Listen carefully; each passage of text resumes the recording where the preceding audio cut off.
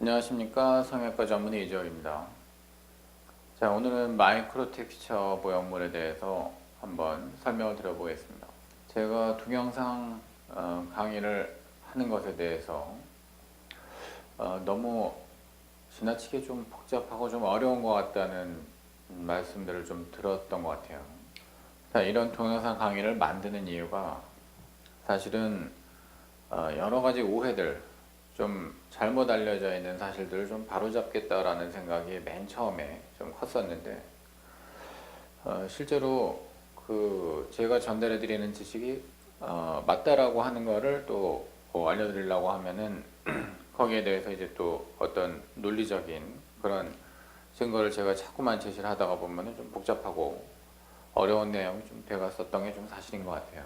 그래서 이제 상담을 오시는 분하고 얘기를 해보면은 동영상 강의를 참 많이 봤다 이렇게 얘기를 하시는데, 막상 저하고 얘기를 해보면은 동영상에서 이미 많은 부분 얘기가 된 것들이 환자분들이 좀 기억을 못 하시거나 이해를 못 하시는 이제 그런 경우들이 종종 있었어요.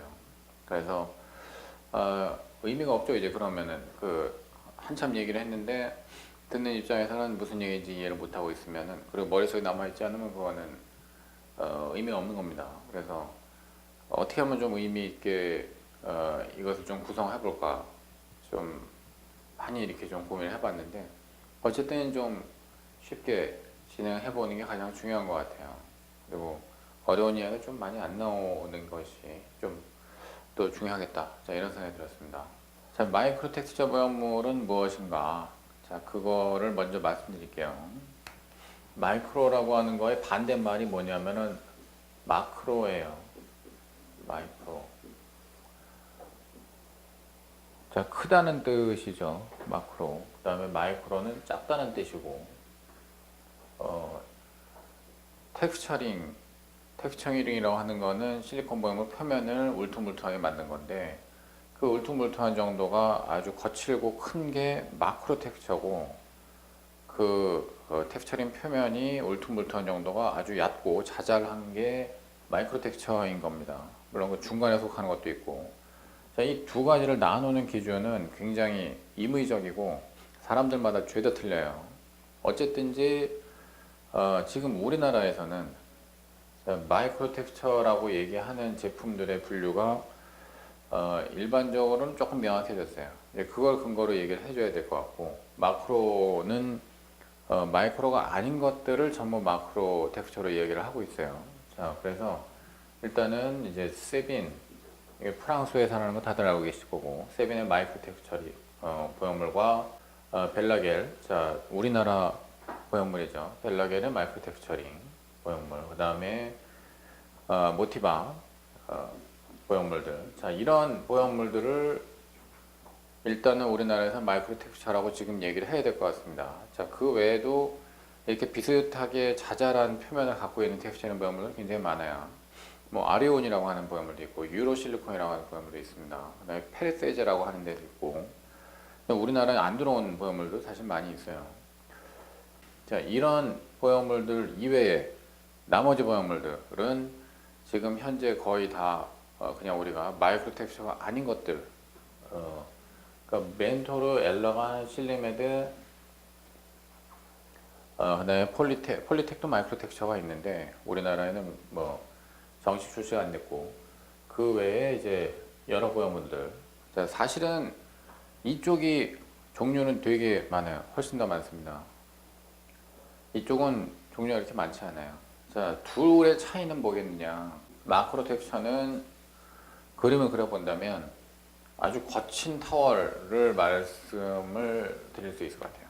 아주 수건으로 따지면은 샤워하고 난 다음에 우리가 닦는 수건 중에서 굉장히 거칠 타월들이 있어요.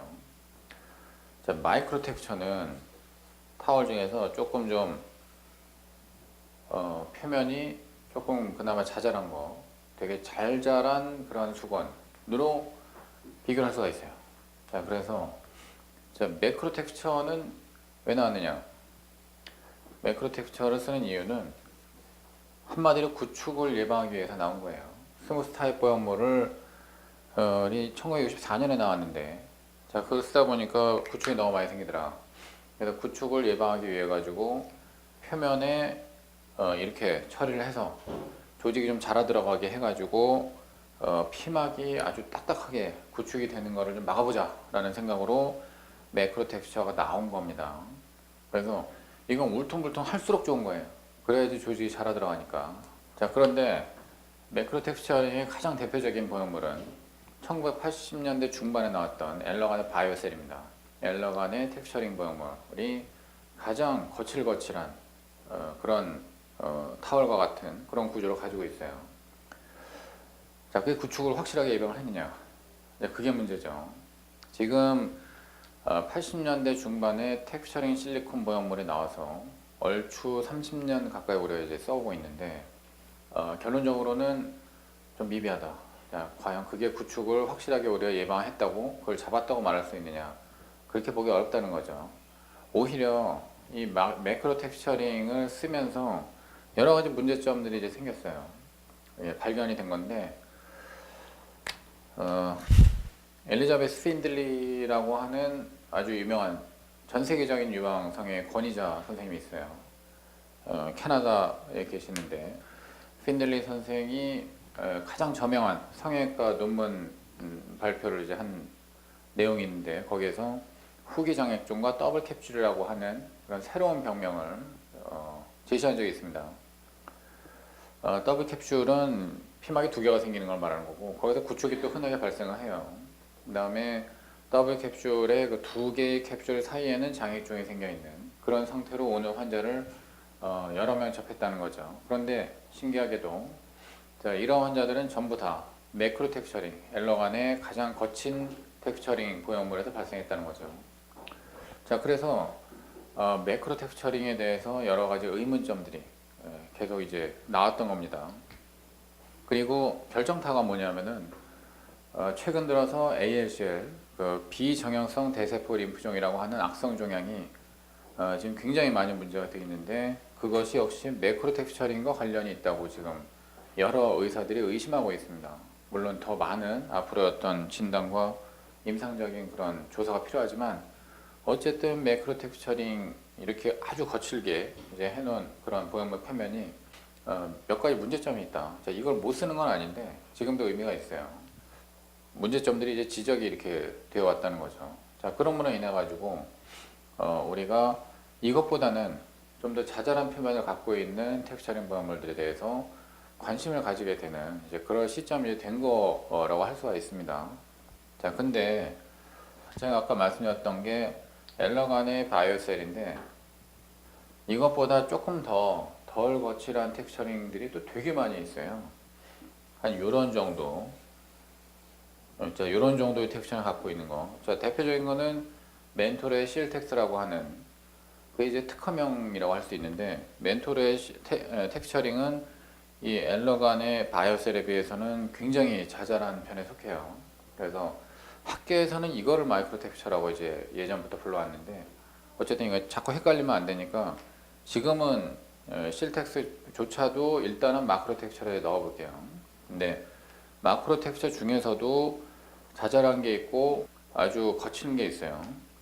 자, 이런 것들은 지금 대세포 림프종이라든가 또는 더블 캡슐이나 뭐 이제 장애종 이런 문제들은 좀 덜 생기는 것 같지만 그래도 역시 어떤 텍스처링이 이제 갖고 있는 어떤 이제 문제점들 아까 이제 그 장액종 이야기를 했는데 이 실텍스도 장액종 문제가 조금 있어요.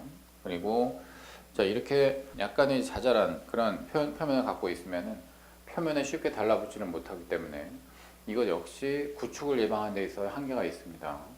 자, 이제 마이크로 텍스처에 대해서 이제 얘기를 해보면 마이크로 텍스처는 사실은 등장한 지가 얼마 안 돼서 사실은 그런 제품이 등장할 수 있는 배경은 뭐 충분히 이해할 수 있는데 이 마이크로 텍스처가 갖고 있는 어떤 제품상의 어떤 장점들 이런 거를 우리가 확실하게 이제 이야기를 하기에는 좀 시간이 필요해요, 사실은. 그래서 어쨌든지 마이크로 텍스처가 지금 얘기하자면 이제 이런 거하고 비교를 해보면은 굉장히 자잘한 표면, 이게 스무스하고 거의 비슷한 게 아니냐 그런 생각이 들 정도로 이제 자잘한 표면을 갖고 있는 것이 우리가 이야기하고 있는 이런 마이크로 텍스처링들인데, 자, 이런 보형물들은 그러면은 특징이 뭐겠느냐? 사실상 조직이 자라 들어오는 걸 바랄 수는 없죠. 조직이 이렇게 자잘하면 여기에 이렇게 막 자라 들어가고 할 수가 없어요. 그러면 구축을 예방하는 거를 기대하기는 조금 어려워요. 이런 마이크로 텍스처에서. 그러나 이제 마이크로 텍스처링은 주변의 살을 자극하진 않죠. 주변의 살에 어떤 그 트라우마를 준다거나 마찰력을 일으켜가지고 살을 띄어버려서 더블 캡슐을 만든다거나 장애증을 만든다거나 이럴 가능성은 굉장히 줄어들어 있다고 볼 수가 있어요. 자, 그렇게 예상할 수가 있는 겁니다. 그래서 마이크로 텍스처의 제가 생각할 때 어떤 장점이라고 할 수 있는 거는 주변 조직의 자극이 적다예요. 자, 또 하나의 장점은 넣는 과정이 쉽죠. 자, 우리가 물방울 타입 보형물을 저도 굉장히 많이 해왔지만 물방울 보형물을 특히 겨드랑이로 넣으면서 참 어려운 부분이 이제 삽입 과정에서 거칠거칠하기 때문에 이걸 집어넣는 과정이 항상 조금 의사 입장에서는 어려운 난점이 되곤 해요. 테크닉적으로 보형물이 클수록, 그 다음에 입구가 좁을수록 더더욱 그런데 물방울 타입 보형물이 그만큼 이제 다들 텍스처링을 이제 가지고 있기 때문에 이제 그런 것이고, 이렇게 마이크로 텍스처링을 쓰게 되면은 삽입 과정이 굉장히 순탄하고 쉽죠. 그래서 쉽게 보형물을 이제 밀어 넣을 수 있다는 점, 그것도 이제 하나의 장점이 될 수 있습니다. 실제로 프랑스의 세빈사에서 마이크로 텍스처링 보형물 라인을 만들면서 그 인터넷 홈페이지나 카탈로그로 갖다 이렇게 보면은 제조사에서 처음에 선전했었던 이제 이야기는 뭐냐면은 삽입 과정이 쉽다라는 점이었어요. 그리고 구축을 줄여줄 수 있다라고 하는 점도 어필을 하려고 하고 있는데, 사실 그거는 과학적으로 증명은 안 됐죠. 아직 시간이 앞으로 이제 모르게 몰라도 이제 최소한 10년은 필요할 겁니다. 그거를 증명하려면. 자, 그리고 자, 세빈, 벨라겔, 모티바, 자, 이런 마이크로 텍스처링 보형물들이 많은 부분에서 어필하려고 하는 부분은 특히 우리나라에서는 이제 촉감 부분이에요. 젊은 여성들의 가슴술 비율이 굉장히 높아요. 한국은 이제 미국이나 유럽에 비해서. 그러다 보니까 젊은 여성들이 가슴을 만졌을 때의 어떤 느낌, 그거를 굉장히 중요시하는 경향이 있는데, 왜냐하면은 젊은 사람들은 피부가 타이트하니까 보형물도 타이트하면은 딱딱하게 느껴지기 때문이죠. 이 보형물들이 전부 다 겔 그 껍질 말고 쉘 말고 그 속에 있는 겔의 점탄성을 많이 높여놨어요. 그래서 보형물 이렇게 눌러보면은 바로바로 이렇게 그 다시 원형 회복하는 게 아니라 눌린 상태에서 조금 있다가 천천히 이렇게 수복되는 그런 경향을 이제 보이고 있어요. 그러니까 좀 끈끈한 약간 점액성이 이제 그런 젤을 갖다가 채워놨다는 점이 또 하나의 특징이에요. 그래서 이런 보형물들을 갖다가 만져봤을 때 그런 점탄성에 의해서 환자들 입장에서는 이게 촉감이 뭔가 좀 다르구나, 자, 이런 생각을 좀 많이 느끼게 됩니다. 자, 그게 보형물의 어떤 기술적인 진보라고 얘기를 할 수는 있겠는데, 사실 장기적으로 봤을 때 이러한 점탄성을 높여놓은 젤이 인체 내에서 오랫동안 있으면서 계속해가지고 이제 그런 어떤 촉감의 우월성을 갖다가 계속 담보할 수 있겠느냐. 자, 그거는 조금 더 이제 연구가 좀 필요하죠. 어쨌든지 그런 특징들, 자, 삽입하기가 쉽고, 그 다음에 근처 조직에 대한 자극이 별로 없다. 그래서 더블 캡슐이나 장액종 이런 것들에서 좀 자유롭지 않겠냐. 그리고 만져봤을 때 어떤 촉감 이런 것들이 좀 더 나은 것 같다. 자, 이런 부분들이 장점이라고 할 수가 있고, 실제로 그 부분들을 갖다가 여러 환자분들이 좀 높이 평가를 해서 많은 이제 수술들이 또 지금 이루어지고 있습니다. 자, 단점은 뭐겠느냐. 자, 단점은 장점이 있다고 얘기한 그 반대편에 단점이 있는 거죠. 당연히 그럴 수밖에 없는 점은 뭐냐면은 돌아갈 수가 있다는 거죠. 왜냐하면은 표면이 이렇게 마이크로 텍스처링은 거칠하지는 않으니까 주변 조직에 자극을 안 주지만은 반면에 위치가 이동한다거나 회전한다거나 이럴 가능성이 더 높아지겠죠. 표면이 매끈할수록 회전과 위치 이동의 가능성이 높아지는 겁니다. 가장 위치 이동 가능성이 높은 거는 따라서 스무스 타입 보형물이겠죠. 가장 위치 이동 가능성이 적은 거는 마크로 텍스처링이겠죠. 마이크로 텍스처는 어떻게 했느냐, 스무스에 좀 더 가깝다고 봐야죠. 그래서 보형물을 넣을 때 이런 마이크로 텍스처링 보형물들은 스무스 타입 보형물 수술할 때하고 거의 비슷한 생각으로 수술을 해야 됩니다. 예, 보형물이 들어갈 수 있는 어떤 그 포켓, 요 공간을 딱 맞게 만들어 놔야 돼요, 사실은. 좀 과대하게 박리를 해버리면은 과다하게 박리된 쪽으로 빠져버릴 가능성이 굉장히 농후하다. 그래서 수술하는 사람이 매크로 텍스처링에 비해서 포켓을 갖다가 박리할 때 좀 더 주의 깊게 해야 된다. 자, 이런 점이 있죠. 자, 경험적으로는 제 의견은 뭐냐면은 마이크로 텍스처링이라고 하는 그런 제품군이 출시되는 어떤 논리적인 합당한 이유는 충분히 있습니다. 지금까지 만들었던 그 어떤 보형물도 완벽하지 않고 또 나름대로의 장점인 반면에 또 단점이 역시 있습니다. 그런 부분을 극복해 주기 위해 가지고서는 마이크로 텍스처 보형물도 출시가 되었다고 이제 봐야 되죠. 제가 지금까지 마이크로 텍스처링을 이제 써본 바에 의하면은 이 보형물들이 나름대로 어떤 장점들은 있어요. 첫째, 수술하는 입장에서 쉽고, 그 다음에 좀 더 이제 많은 연구들이 좀 필요하지만은 어떤 이제 그 후기 장애증이나 더블 캡슐 같은 이제 문제들은 조금 좀 비껴나오고 있는 게 아닌가. 자, 그런 생각이 들지만, 자, 과연 가장 큰 의문이 이거예요. 스무스 타입 보형물보다 이게 좋다는 그런 근거가 있느냐. 스무스 타입 보형물보다 더 구축이 더 적느냐. 그리고 매크로 텍스처링에 비해서 또 역시 구축률이 어떠하냐. 자, 이런 점에 대해서 대답이 필요합니다.